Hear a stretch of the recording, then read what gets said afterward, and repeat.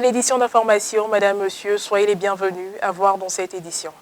Le lundi 14 juin 2021, Monseigneur Boniface Ziri, évêque du diocèse d'Abangourou, a présidé la messe d'ouverture officielle de la conférence régionale de l'Union mondiale des organisations féminines catholiques INOFC Afrique.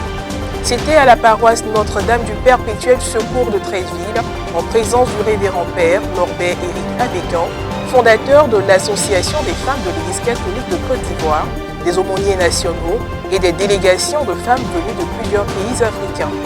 Et puis une page culturelle dans cette édition, le Royal Chœur Triomphal de la paroisse Sainte Rita de Niambon dans le diocèse de Yopougon a officiellement présenté son tout premier et nouvel album musical le dimanche 13 juin dernier au cours d'une conférence de presse qui s'est déroulée à l'Institut national supérieur des arts et de l'action culturelle, INSAC, dans la commune de Cocody. Depuis le dimanche 13 juin dernier a débuté la conférence régionale de l'Union mondiale des organisations féminines catholiques UMOFC Afrique, avec l'arrivée et l'accueil des délégations de femmes venues de plusieurs pays africains. Pendant 7 jours, les femmes catholiques tiendront leurs assises autour du thème « Femmes catholiques enracinées dans les valeurs chrétiennes, œuvrons pour la paix ». Protégeons l'environnement et portons l'espérance à nos familles et la société. Le lundi 14 juin 2021, Monseigneur Boniface Ziri, évêque du diocèse d'Abangourou et président de la commission épiscopale de l'apostolat des laïcs, a présidé la messe d'ouverture officielle de cette conférence régionale à la paroisse Notre-Dame du Perpétuel Secours de Treichville. C'était en présence du révérend père Norbert Éric Abécan, fondateur de la FEC à Côte d'Ivoire et des aumôniers nationaux. Ce grand événement a aussi eu la participation de religieuses, de responsables d'associations catholiques, à savoir M. Martin Loba, président des cadres catholiques de Côte d'Ivoire, et M. Patrice Yao, président du Conseil national du laïcat, puis des autorités politiques ivoiriennes, dont Mme Anne-Désirée Ouloto et M.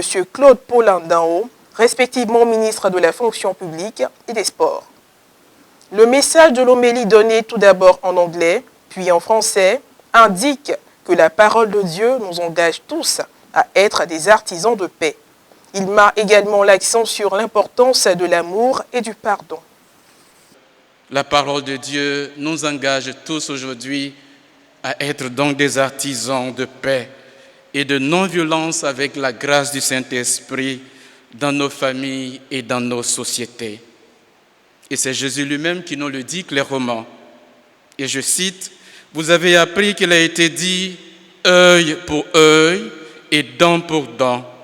Eh bien, moi, je vous dis de ne pas riposter aux méchants. » Chers frères et sœurs, l'authenticité même de notre amour pour Dieu et le prochain est testée quand cet amour est confronté au mal que nous subissons chaque jour. L'amour authentique, qui n'est pas une simple émotion humaine, mais une énergie divine, demeure inchangée en face du mal. Voici pourquoi il peut donc endurer l'assaut du méchant sans riposter. L'humanité connaissait déjà ce genre d'amour, mais cette humanité la connaissait d'une façon vague jusqu'à ce que le Fils de Dieu, Jésus-Christ lui-même, l'a incarné sur terre. Il a lui-même cherché le pardon pour ceux qui lui faisaient du tort, pour ses bourreaux. Et c'est ainsi qu'il a libéré le pouvoir illimité de cet amour qui pardonne.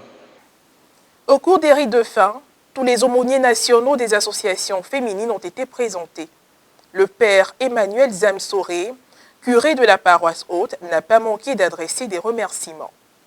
Oh, qu'il est agréable et qu'il est doux pour des frères de demeurer ensemble. Les participantes, la joie au cœur, ont esquissé des pas de danse au rythme de la chanson qu'exécutait le chœur de la charité de la paroisse Saint-Luc, Banakinto, des 220 logements. Illustration parfaite du premier verset du psaume 133.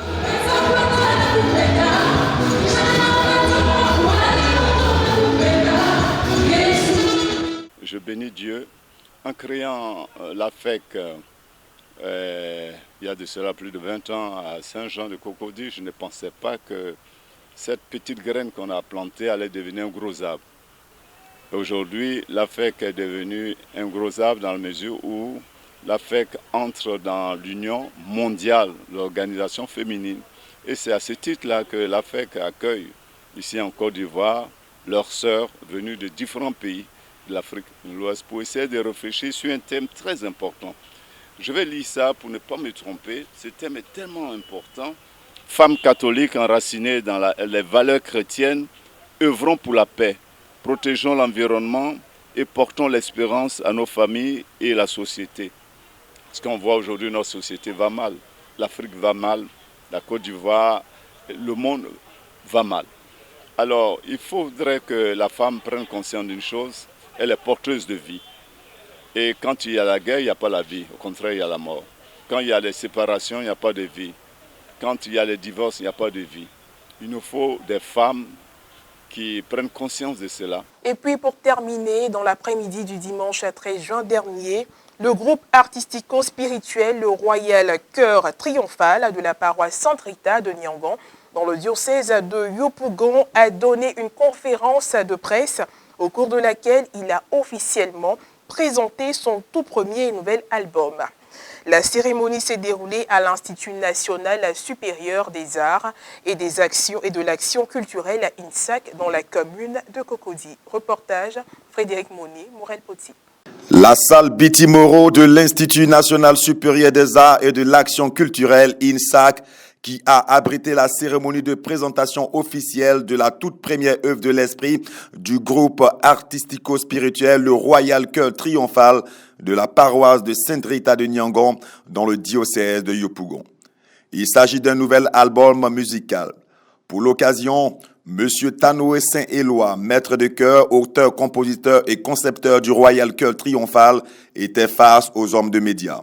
Il a tout d'abord présenté l'album. Nous ne sommes pas véritablement dans les problématiques thématiques des rapports conflictuels qui ont abouti à la création des faits culturels, mais plutôt dans le mécanisme d'adaptation de ces faits sur le quotidien d'ordre inspiratif à la création d'œuvres d'art. Et dans le cas d'espèce, la réalisation de cette œuvre discographique dénommée Elishama.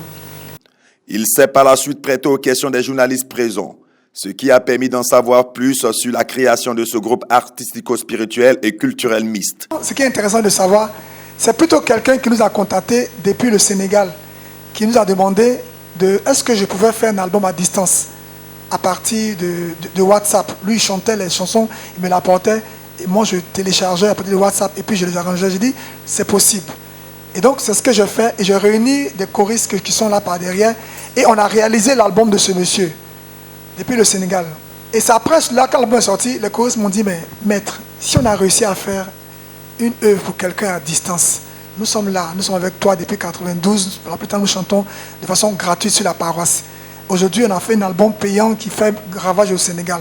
Pourquoi pas toi-même tes œuvres, tu ne les mettrais pas sur disque aussi de façon comme dans l'esprit.